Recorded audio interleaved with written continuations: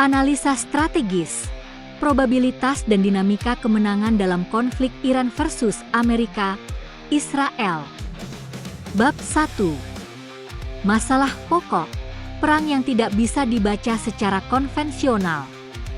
Perang antara Iran melawan Amerika Serikat dan Israel merupakan salah satu bentuk konflik paling kompleks dalam sistem keamanan internasional modern, bukan hanya karena aktor yang terlibat merupakan kekuatan besar, tetapi karena karakter konflik ini secara fundamental tidak lagi mengikuti logika perang konvensional yang selama ini menjadi dasar pemikiran militer abad ke-20. Dalam paradigma klasik, kemenangan ditentukan oleh kombinasi antara dominasi udara, superioritas teknologi, kemampuan proyeksi kekuatan lintas wilayah, serta kecepatan dalam melumpuhkan pusat komando dan kontrol lawan. Dengan parameter tersebut, Amerika Serikat dan Israel secara objektif berada pada posisi unggul yang sangat signifikan.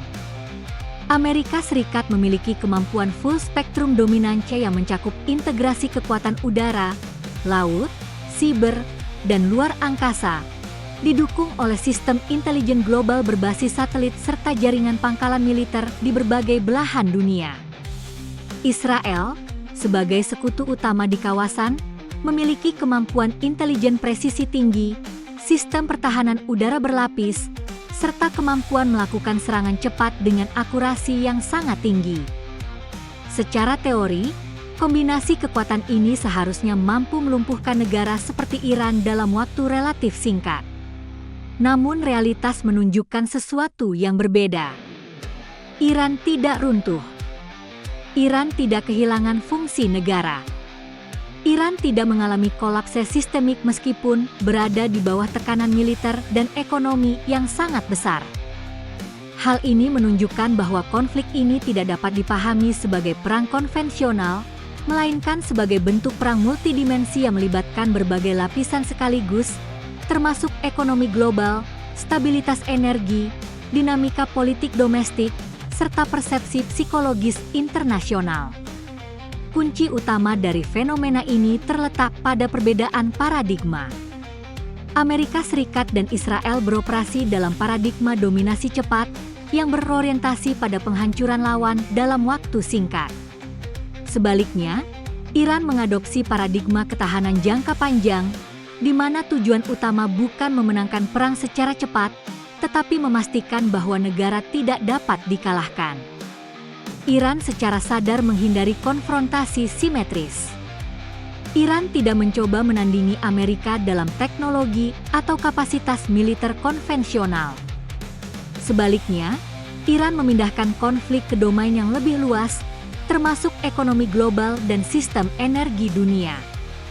Dalam konteks ini, Iran tidak perlu menghancurkan lawan. Iran hanya perlu memastikan bahwa biaya perang menjadi terlalu tinggi untuk ditanggung oleh lawan. Dengan demikian, konflik ini bukan sekadar perang militer, tetapi perang sistemik. Hasilnya tidak ditentukan oleh siapa yang paling kuat, tetapi oleh siapa yang mampu memaksakan bentuk perang yang paling menguntungkan bagi dirinya. Iran tidak perlu menang. Iran hanya perlu bertahan. Dan dalam perang jenis ini, bertahan seringkali sama dengan menang. Bab 2. Sejarah strategis Iran, trauma, adaptasi, dan pembentukan doktrin. Untuk memahami mengapa Iran mampu bertahan dalam tekanan yang sangat besar, perlu dilihat bagaimana sejarah membentuk pola pikir strategis negara tersebut. Iran bukan sekadar negara modern, tetapi merupakan kelanjutan dari peradaban Persia yang memiliki pengalaman panjang dalam menghadapi invasi, tekanan eksternal, serta perubahan sistem politik yang drastis.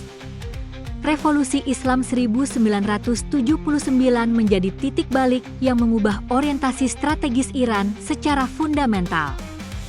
Sebelum revolusi, Iran merupakan sekutu utama Barat di kawasan Timur Tengah. Setelah revolusi, Iran berubah menjadi negara yang secara ideologis menolak dominasi Barat dan berusaha membangun kemandirian strategis. Perubahan ini tidak hanya bersifat politik, tetapi juga membentuk cara Iran melihat ancaman dan merespons konflik.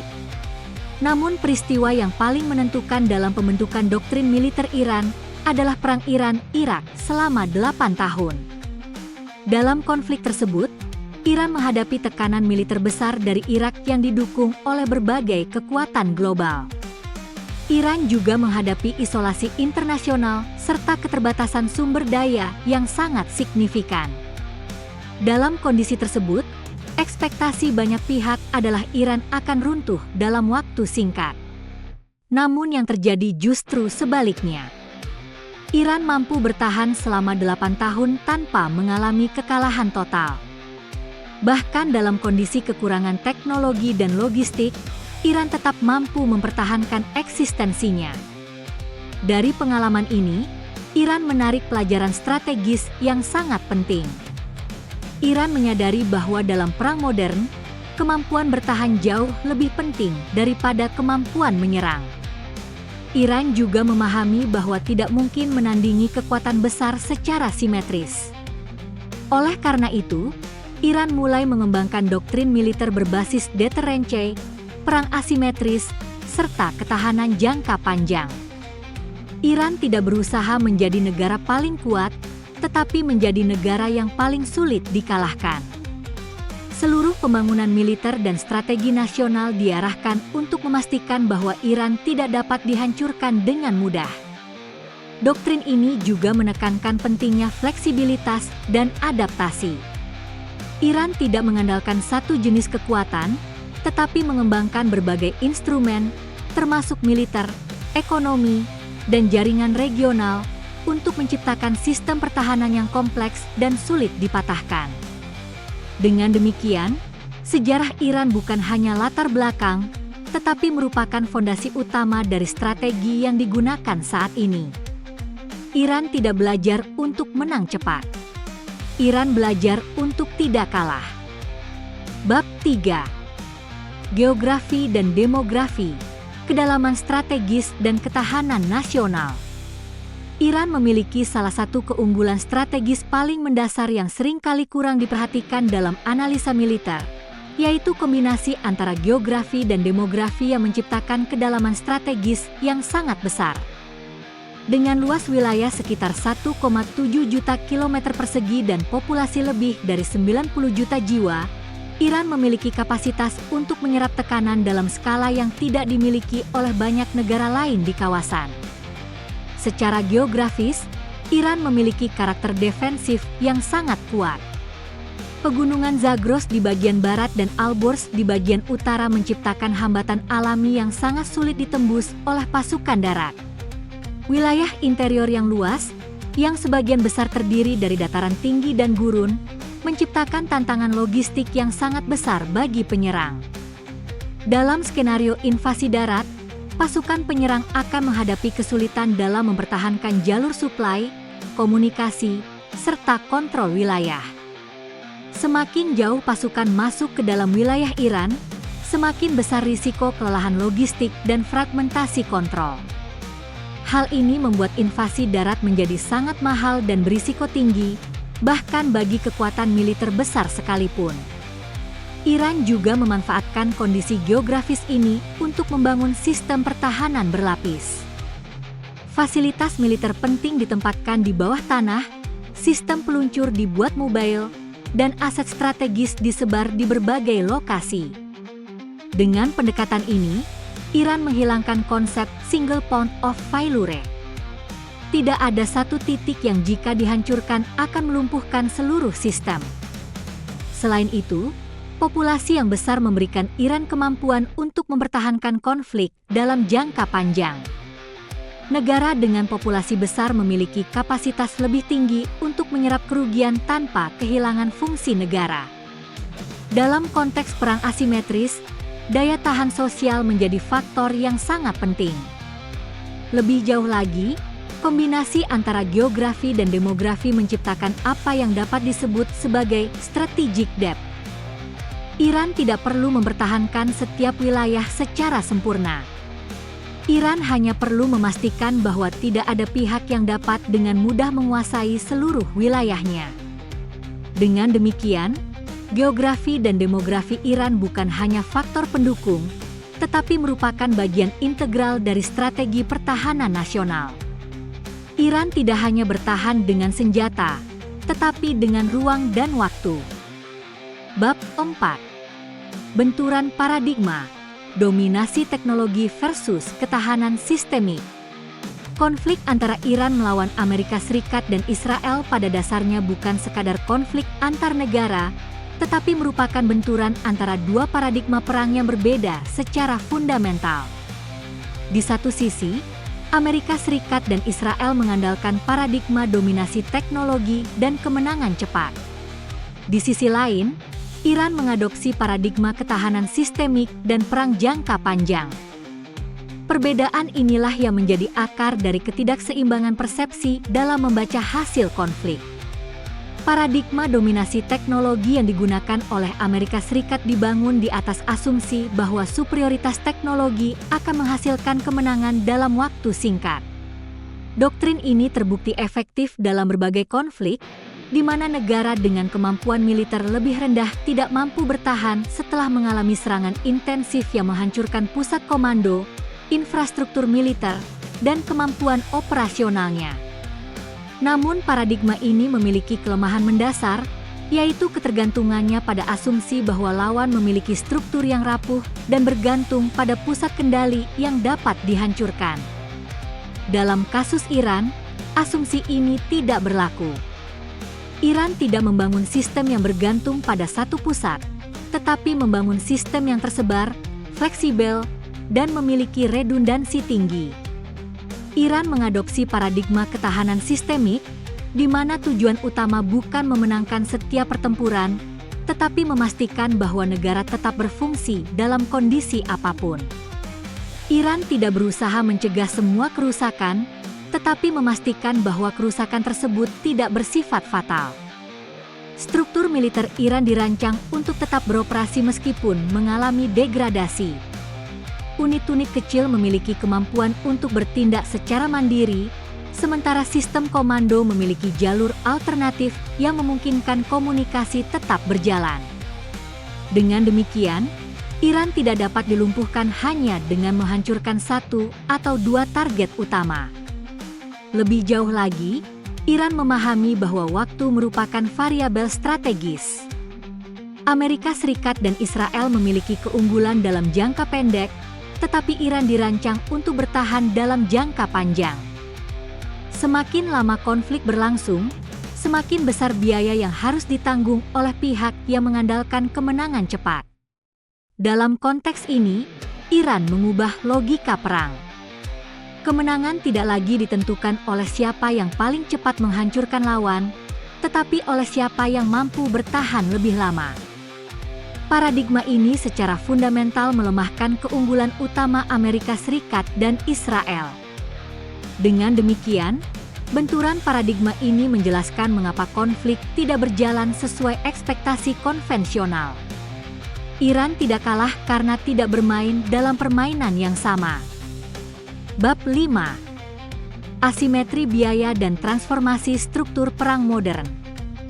Salah satu aspek paling penting dalam strategi Iran adalah kemampuannya menciptakan asimetri biaya dalam perang.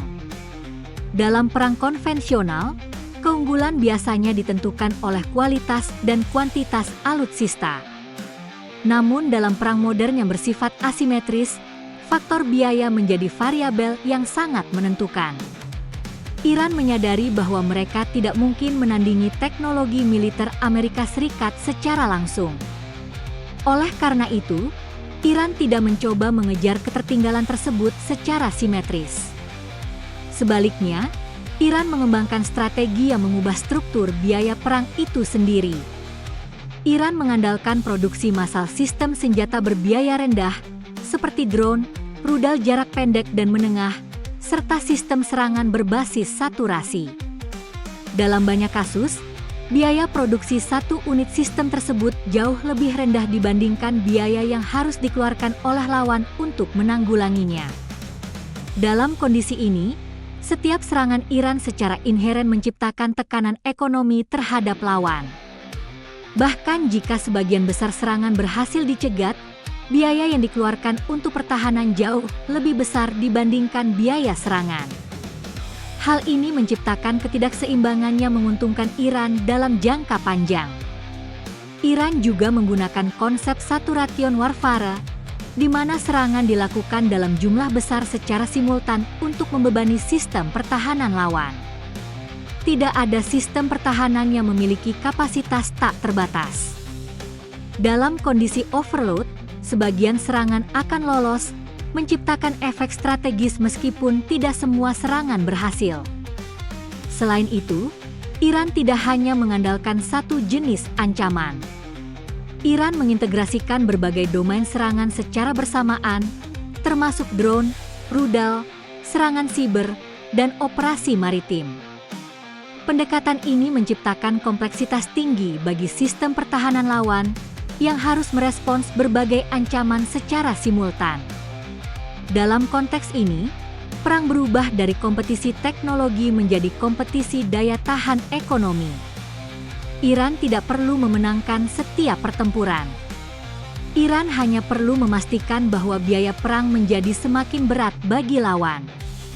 Transformasi ini merupakan salah satu inovasi strategis paling penting dalam perang modern. Iran tidak berusaha mengalahkan lawan secara langsung, tetapi mengubah kondisi sehingga kemenangan menjadi terlalu mahal untuk dicapai. Bab 6.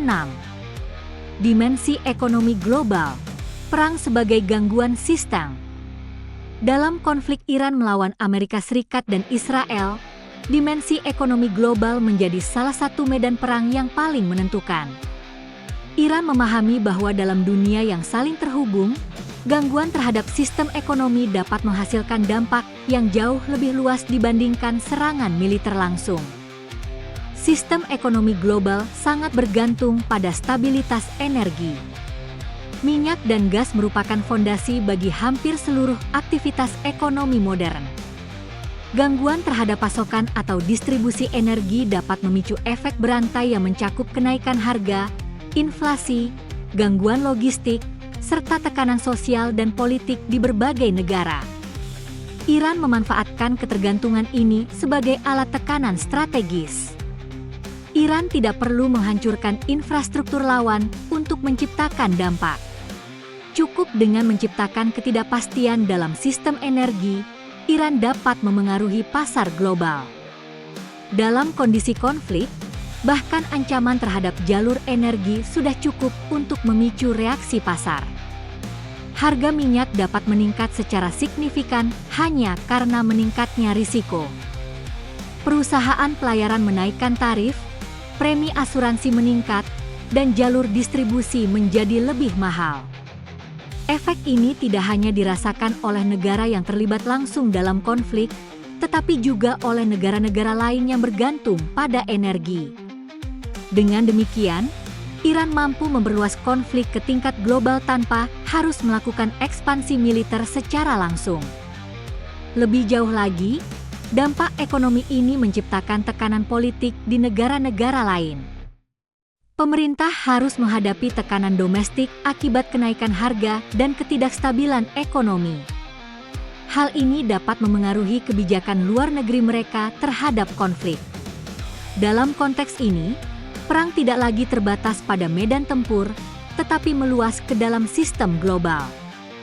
Iran tidak hanya bertempur melawan Amerika Serikat dan Israel, tetapi juga memengaruhi dinamika global yang pada akhirnya dapat membatasi ruang gerak lawan. Dengan demikian, dimensi ekonomi global merupakan salah satu kunci utama dalam strategi Iran. Perang ini bukan hanya tentang kekuatan militer, tetapi tentang kemampuan mengganggu sistem yang menopang kekuatan lawan. Bab 7. Selat Hormuz, senjata strategis global dan pusat gravitasi konflik. Selat Hormuz merupakan salah satu titik paling krusial dalam sistem energi global, dan dalam konteks konflik Iran melawan Amerika Serikat serta Israel, selat ini tidak lagi sekadar jalur pelayaran, melainkan telah berubah menjadi instrumen strategis utama yang menentukan dinamika konflik secara keseluruhan. Selat ini menghubungkan Teluk Persia dengan Laut Arab dan menjadi jalur utama ekspor minyak dari negara-negara Teluk, termasuk Iran, Arab Saudi, Irak, Kuwait, dan Uni Emirat Arab. Sekitar 1/5 pasokan minyak dunia melewati jalur ini, menjadikannya sebagai urat nadi energi global. Posisi geografis Iran yang berada di sisi utara Selat Hormuz memberikan keuntungan strategis yang sangat besar. Iran memiliki kemampuan untuk mengawasi, mengontrol, dan mengganggu lalu lintas energi global tanpa harus melakukan operasi militer skala besar. Dalam konteks ini, kekuatan Iran tidak hanya terletak pada kemampuan militernya, tetapi juga pada kemampuannya memanfaatkan posisi geografis sebagai alat tekanan strategis. Namun kekuatan utama Iran tidak terletak pada kemampuan menutup Selat Hormuz secara total. Penutupan total justru berisiko tinggi, karena dapat memicu respons militer besar dari Amerika Serikat dan merugikan Iran sendiri secara ekonomi. Sebaliknya, Iran menggunakan strategi yang jauh lebih efektif, yaitu menciptakan ketidakpastian. Dalam kondisi ketidakpastian, jalur tetap terbuka secara teknis, tetapi risiko yang menyertainya meningkat secara signifikan. Kapal tanker menghadapi ancaman serangan, premi asuransi melonjak, dan perusahaan pelayaran mulai mengurangi aktivitas atau mengalihkan rute. Dalam kondisi ini, efek ekonomi yang dihasilkan hampir setara dengan penutupan total, tanpa harus menanggung risiko eskalasi penuh. Iran menggunakan pendekatan eskalasi terkendali, di mana tingkat gangguan dapat disesuaikan dengan kebutuhan strategis. Iran dapat meningkatkan tekanan melalui aktivitas militer terbatas, atau menurunkannya untuk menghindari eskalasi yang tidak diinginkan. Fleksibilitas ini memberikan Iran kemampuan untuk mengontrol tempo konflik. Selat Hormuz juga memberikan Iran leverage geopolitik yang sangat besar. Negara-negara yang bergantung pada energi dari kawasan Teluk memiliki kepentingan besar terhadap stabilitas jalur ini. Dengan mengganggu selat tersebut, Iran dapat memengaruhi aktor-aktor global di luar konflik langsung. Dalam konteks ini, Selat Hormuz berfungsi sebagai equalizer. Iran mungkin tidak mampu mengalahkan Amerika Serikat secara konvensional, tetapi mampu menciptakan dampak global yang tidak dapat diabaikan. Dengan memanfaatkan selat ini, Iran memindahkan konflik dari domain militer ke domain ekonomi global. Dengan demikian, Selat Hormuz bukan hanya jalur pelayaran, tetapi merupakan pusat gravitasi strategis yang menentukan bagaimana konflik ini berkembang dan bagaimana hasil akhirnya akan terbentuk. Bab 8. Realita lapangan. Tekanan maksimum tanpa keruntuhan sistem. Dalam realita lapangan, Iran menghadapi tekanan militer yang sangat besar dari Amerika Serikat dan Israel. Serangan udara presisi, operasi intelijen, serta tekanan terhadap jaringan regional telah menargetkan berbagai aspek dari kekuatan Iran. Namun yang menjadi poin paling penting adalah bahwa tekanan tersebut tidak menghasilkan keruntuhan sistem. Iran tetap berfungsi sebagai negara. Struktur pemerintahan tetap berjalan, aparatus keamanan tetap solid, dan kemampuan militer masih ada meskipun mengalami degradasi. Hal ini menunjukkan bahwa Iran memang dirancang untuk bertahan dalam kondisi tekanan ekstrim. Salah satu faktor utama adalah struktur militer yang terdesentralisasi. Iran tidak bergantung pada satu pusat komando yang dapat dilumpuhkan. Unit-unit memiliki kemampuan untuk beroperasi secara mandiri, sementara sistem komunikasi memiliki jalur alternatif.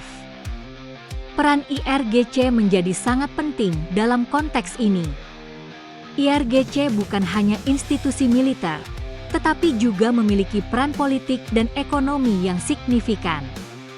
Dalam kondisi krisis, IRGC mampu menjaga stabilitas internal dan memastikan kesinambungan operasional negara. Selain itu, tekanan eksternal seringkali justru memperkuat kohesi internal.